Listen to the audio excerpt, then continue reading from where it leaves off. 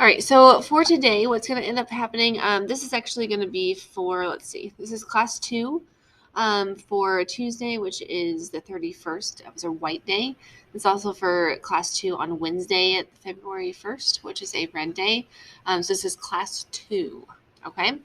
So what you're going to end up doing is you are going to do a reading skill, plus also actually 2 reading skills, really.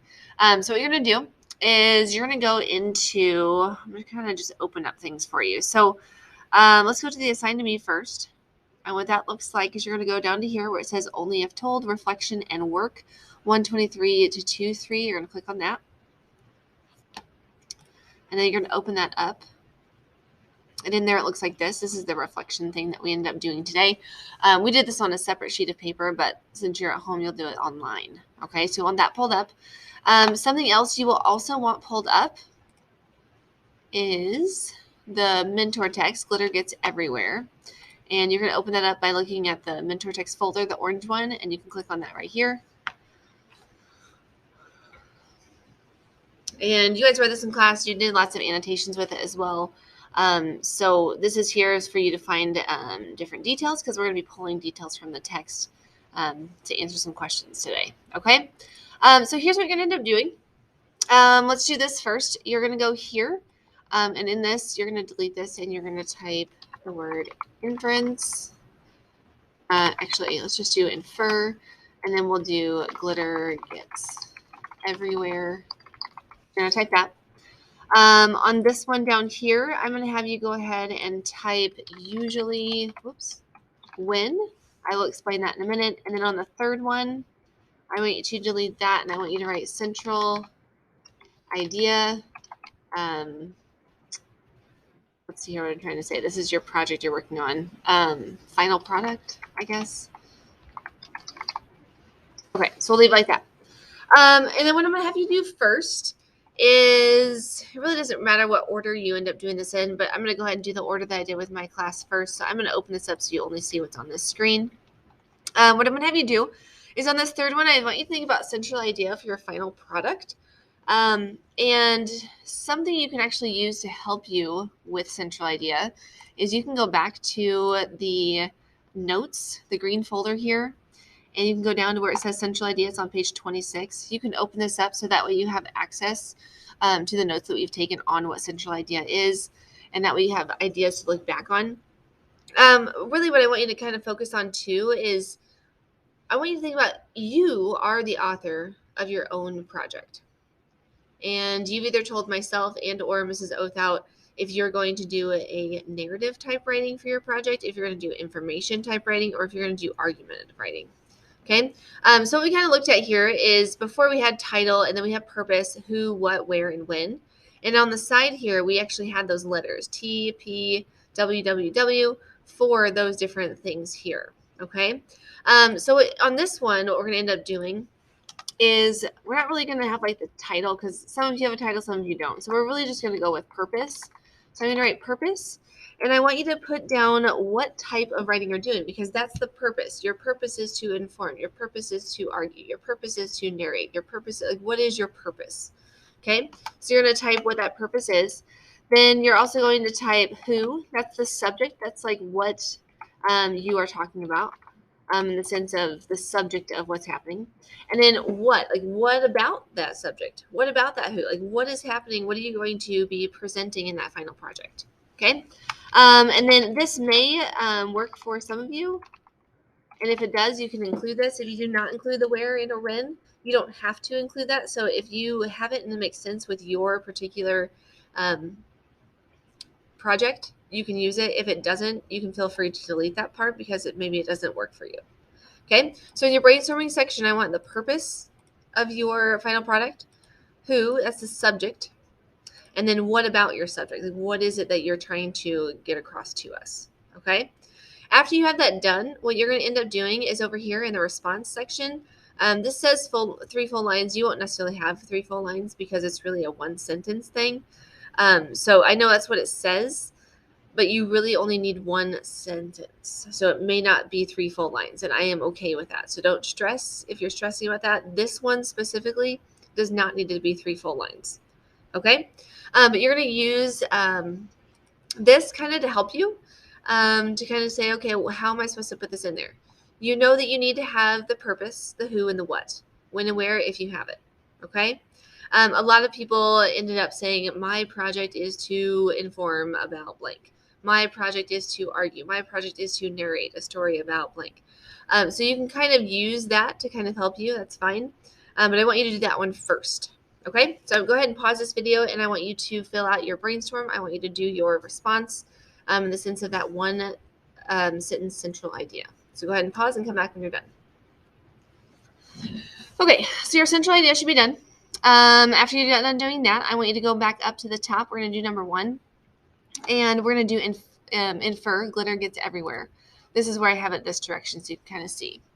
Okay, so this goes along with this reading. So you're going to want to make sure that mentor text is open and out in front of you so that way you can look at it, because you're going to be having to gather things from there. All right, in your brainstorming section, what you're going to do is you're going to infer one of the questions over here on the right-hand side. So these 2 questions are the questions you're looking at. Why is this one of Kitty's worst days? And how is Kitty feeling? You're going to choose one of them, and then you're going to type that question over here. So either one of those questions, I don't care which one, you're going to type the question of your choosing. So go ahead and type that question over here underneath the brainstorm. And then in a 1 to 2 word, I want you to answer the question.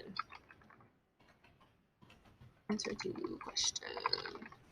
Okay, so if you chose the question of why is this one of Kitty's worst days, just put a 1 to 2 word response as to what happened, like why is it her worst day?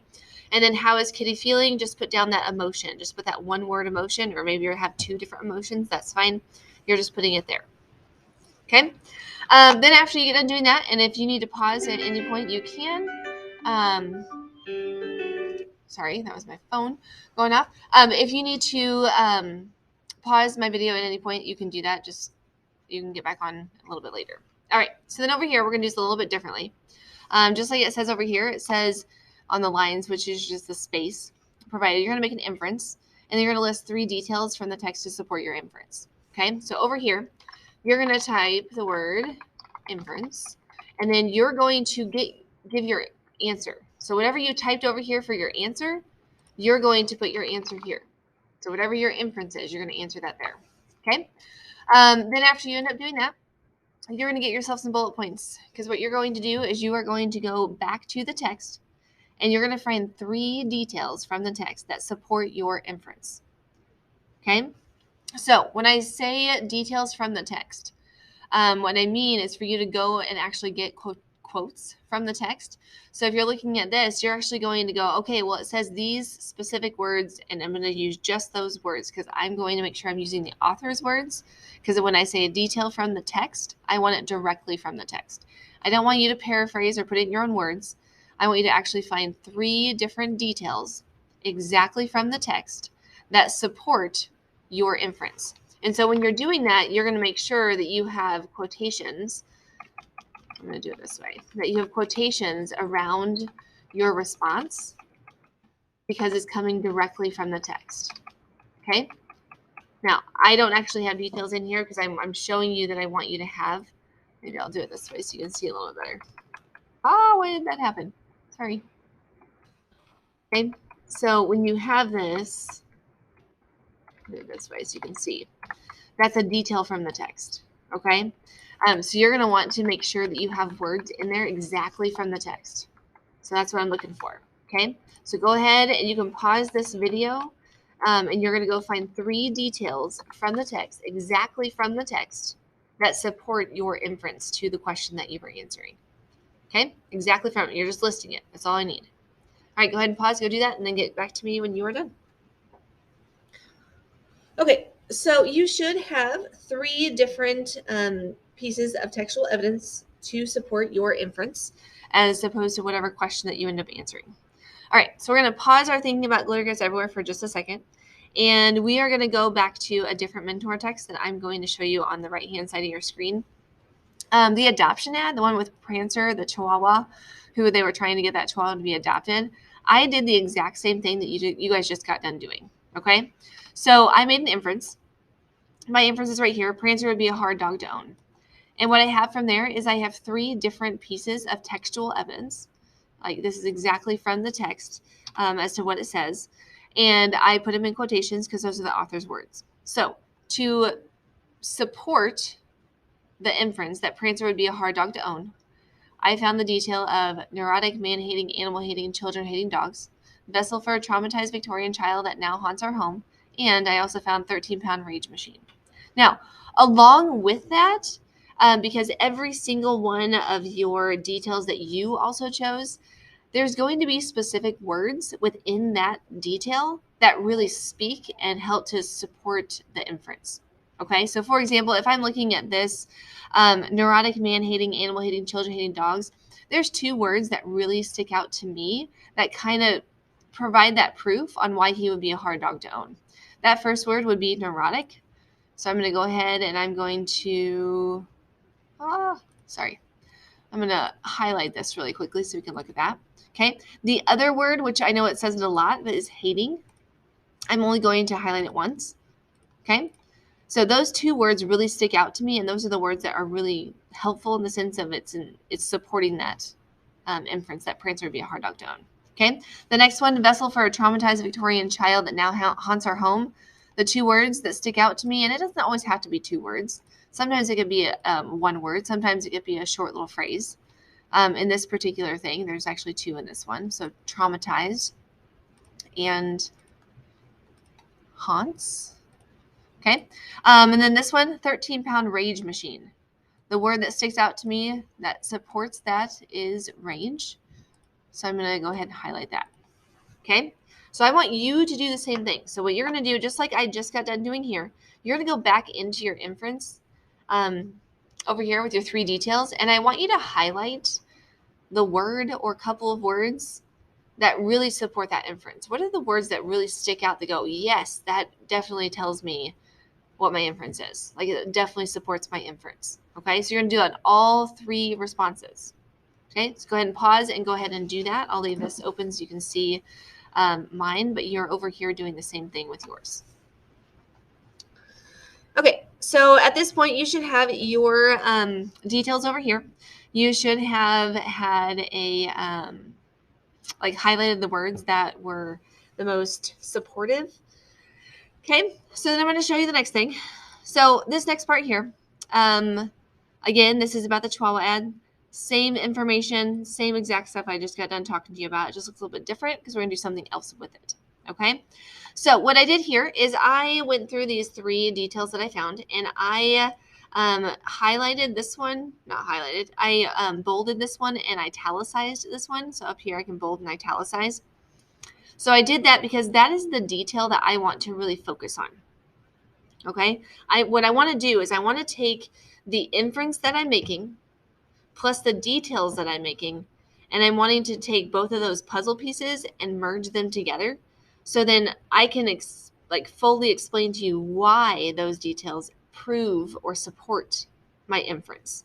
Okay, so anyway, I'm going to only focus on this particular one because I'm going to have you guys pick one of yours as well. So maybe go over here right now, and I want you to bold and italicize one of your details. So which one of your 3 details do you think is the most supportive of your inference? And what I want you to do is I want you to bold and italicize that, so that way you know which one you are dealing with. Okay, so then after you do that, we're going to go down to number 2. We're not going to do the brainstorm section because really up here you've already kind of brainstormed for this question. So this is the usually when statement. This is where you connect your inference and you connect your details and you merge them together to show why your particular details support your inference. Okay, so this is what I did up here. So I'm just going to show you my example. So vessel for a traumatized Victorian, I didn't spell it correct again, Victorian child that now haunts our home. Okay, and so when I look here, it says supporting with prior knowledge. So we want word from the details. So that's what's highlighted in yellow, which is up here. I have traumatized and haunts. And then I want to explain those words and connect to the inference. Okay, so I'm going to read you my response down here because this is what you are going to end up typing into this response section over here on number 2. You're going to type your own response. Okay. So right here it says usually when something is haunted, so that's the word from the detail. I took haunted or haunts, haunted. It is scary, not the best company, and always has you on edge. So that's my explanation of the actual word or detail. So it's scary, not best company. I didn't really highlight that one, but always has you on edge. On edge is like you're always just ready for something bad is going to happen. Like you feel it. Okay. And then I connected it to the inference because I want to make sure to make that connection. So then I said, with Prancer being described as a dog that haunts their home, it would be hard to always be on edge, waiting for what he would be doing. So again, I did this hard portion here because in my inference, I said Prancer would be a hard dog to own, and I wanted to make sure to connect it to my inference. So not only do I have details from the text, haunted, haunts, and my explanation of what those things actually mean, but I also have connected it back to that inference. So I made it like a connection piece. I have that puzzle piece plus a puzzle piece to make a full picture. Okay, so I'm going to leave this up on my screen too, but what you're doing is over here in the in topic number 2 for the usually win, you're going to come down here and you're going to type something very like similar for your detail that you chose that really supports your inference. What I would do, because it kind of helps you in the sense of getting you started, is start it with usually win. Okay, so look at mine and see if there's something that you can do to kind of explain that too. But again, you're kind of using those words that really stuck out to you within your details that helped you to get to your inference. I'm going to make that connection piece. All right, so go ahead and pause and do that, and then let me know or come back when you're done. Okay, so at this point, you should have number 1 filled out with a brainstorm and response. You should have filled this out for the usually win. It should be like maybe a sentence or two to kind of make that connection piece. And then you should also have the brainstorm for 3 and the response for 3 done. That's going to be a 1-sentence central idea for your final product. What I would like for you to do is when you are done, I need you to email me that you got done with this so then I can go in and check. When you get back to school, we will print this and we will put it in your notebook at some point. So just know that will be coming. But again, I do need you to email me. Otherwise, I'm going to say it's missing because I will not go searching for it. Okay? All right, that's all I have for you. We did read for about 20 minutes, so make sure you set a timer and do that as well and fill out your reading log. That's all I have. All right, thanks.